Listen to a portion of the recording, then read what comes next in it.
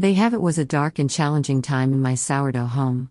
Circumstances had conspired against me, leaving me unfed and neglected for weeks. My once bustling bakery had become a distant memory, and I could feel the effects of my prolonged hunger taking a toll on my vitality. As the days passed, I sensed a change within myself. My once lively and bubbly nature began to wane, replaced by a sluggishness I had never experienced before. The familiar aroma of freshly baked bread that typically wafted through the air was replaced by an unsettling scent, reminiscent of nail polish. I could tell that something was wrong, and a sense of unease washed over me. In my weakened state, I wondered if my beloved baker, Henry, would recognize the signs of my distress. Would he know what to do to revive me, to bring me back to my former glory? I longed for his expert touch, the caring hands that had nurtured me throughout our shared journey. Suddenly, the door to my sourdough home swung open, and there stood Henry, a mix of concern and determination etched across his face. I could sense his understanding, his awareness of the situation at hand.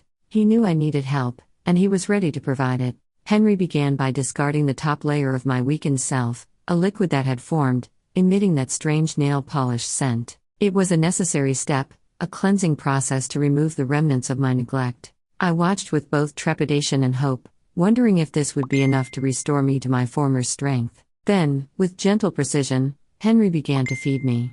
He added a mixture of fresh flour and water, slowly incorporating it into my being. It was a revitalizing moment, a nourishment that I had been craving for what felt like an eternity. As the feeding process continued, I could feel a flicker of life returning to my dormant self. The sluggishness began to dissipate, replaced by a renewed sense of energy. It was as if a weight had been lifted from my fermenting shoulders, and I knew that I was on the path to recovery. Days turned into weeks, and with each passing moment, I regained my former vitality. My bubbles returned, effervescent and alive, and the familiar aroma of a thriving sourdough home once again filled the air. I was grateful for Henry's unwavering care and dedication, his ability to nurse me back to health. In the end, my journey through the depths of neglect served as a reminder of the delicate balance that exists in the world of sourdough. It highlighted the importance of regular feedings and the consequences of neglecting the life force within me.